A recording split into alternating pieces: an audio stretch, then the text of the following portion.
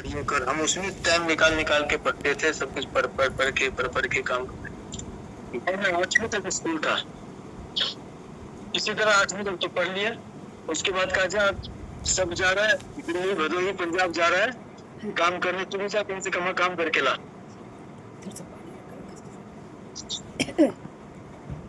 तो मेरा छोटा भाई था, उसको बाबूजी मेरे पिताजी बहुत प्यार करते थे और 3 बहनें थी छोटी।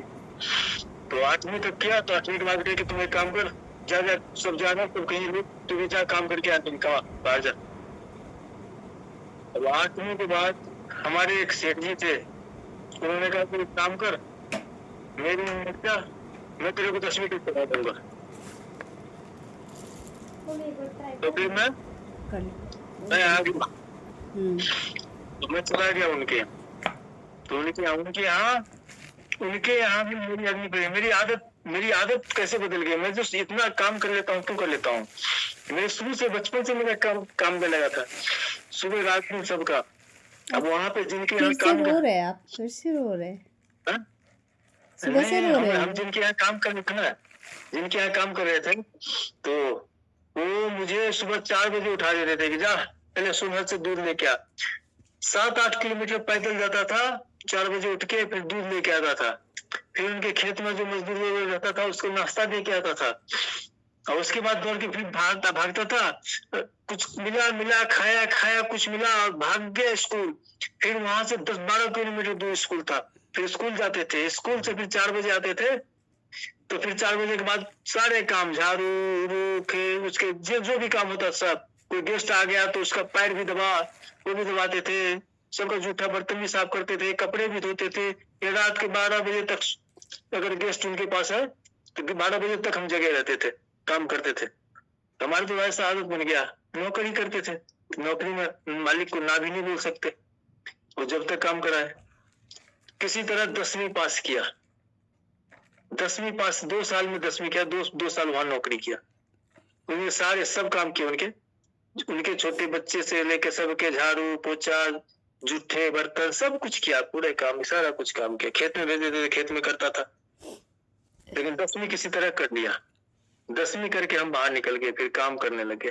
फिर काम करते करते धीरे धीरे अपना काम भी करते थे, और फिर देखते थे कि अब मेरे कुछ है नहीं, तो अपनी बहनों के लिए, भाइयों के लिए, सबके लिए कपड़े लत्ते सब कुछ शुरू से ही मेरे ऊपर सारा हो गया, पूरा बोझ, सारा काम किया पूरा।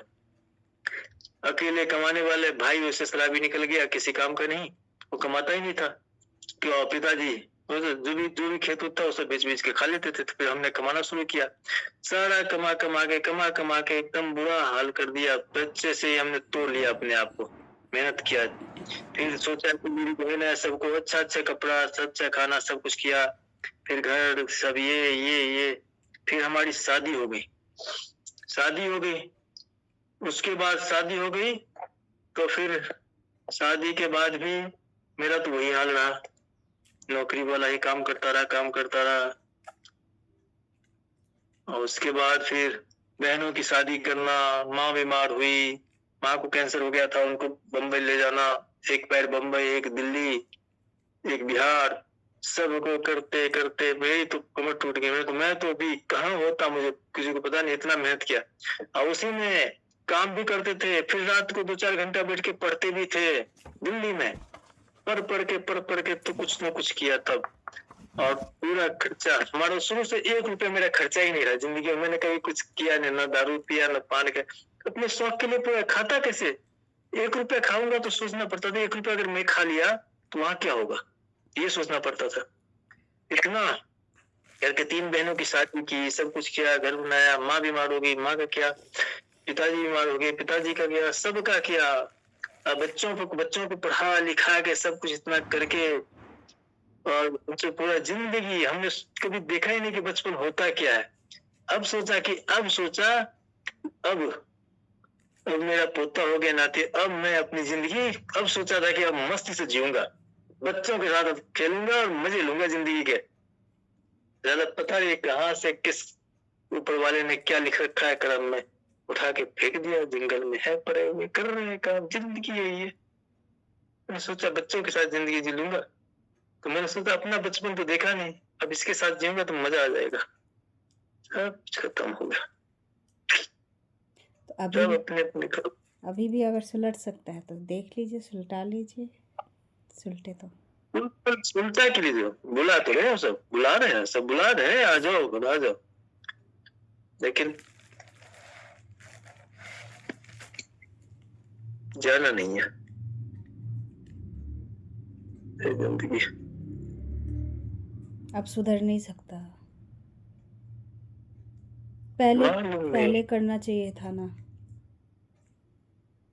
अरे बहुत कोशिश की, लेकिन जब आत्मसम्मान पे बात आती है ना, तो कुछ नहीं रहता। तो उस समय